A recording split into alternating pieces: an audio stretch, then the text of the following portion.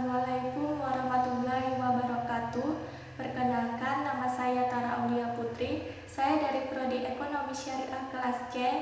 Di sini saya akan menceritakan salah satu tokoh filsuf sekaligus sufi yang bernama As-Surawardi Al-Maktul untuk menyelesaikan tugas UAS yang diberikan oleh Ibu Fadiah Adrina MPDI mata kuliah Akhlak Tasawuf.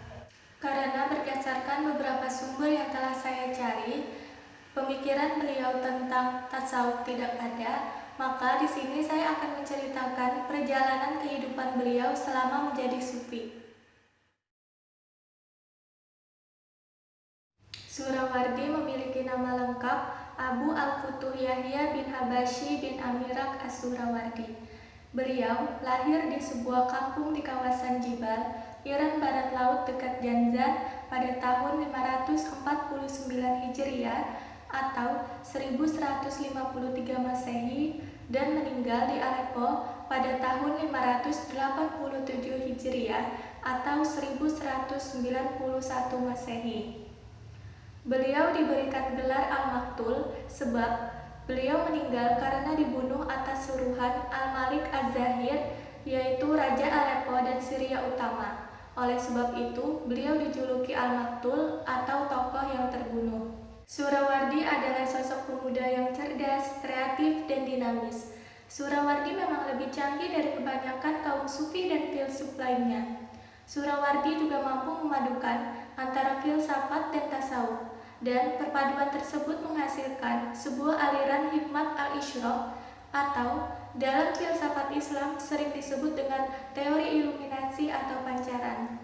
Surawardi lahir di keluarga yang taat beribadah, seperti halnya para sufi dan ulama besar lainnya. Sejak kecil, dia juga belajar dasar-dasar ilmu agama seperti Al-Quran dan fikih.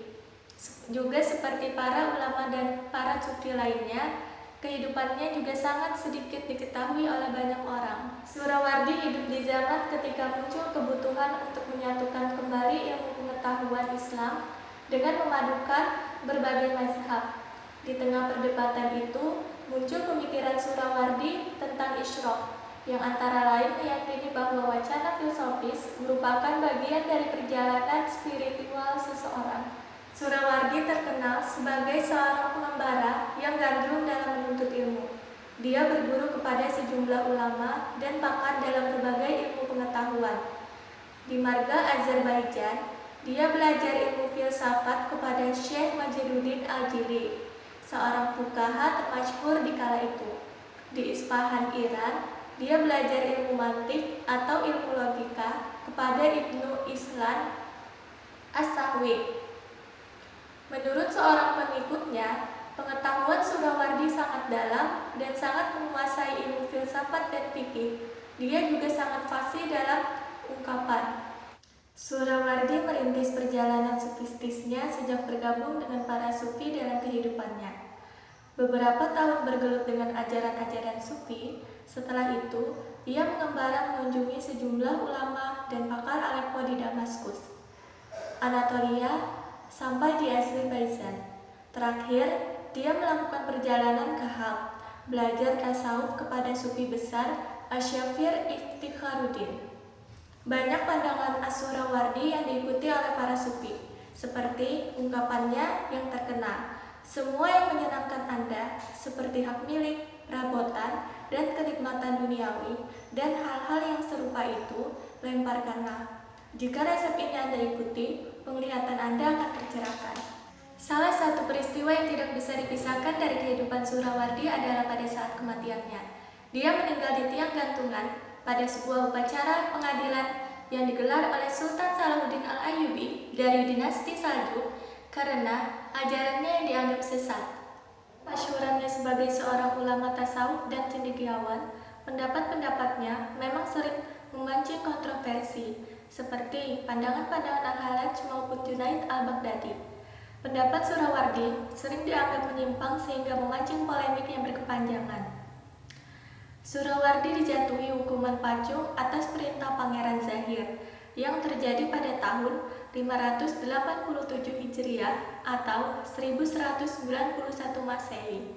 Mungkin Karena ia korban persekongkolan politik, makamnya pun tidak diketahui sampai sekarang.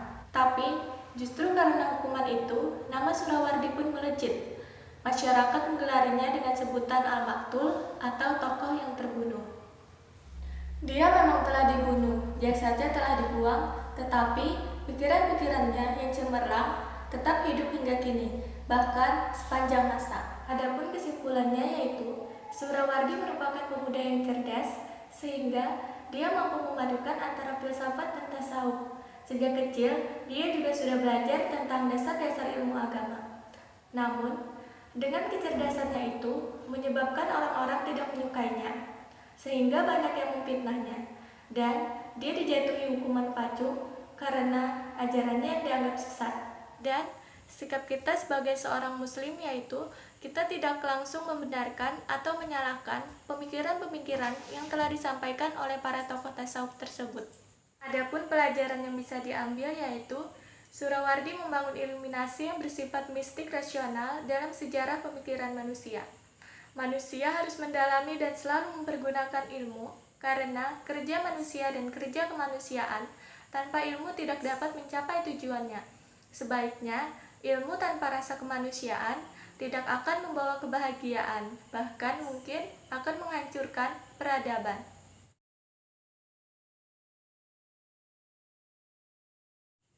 Demikianlah yang dapat saya sampaikan, semoga bermanfaat untuk kedepannya.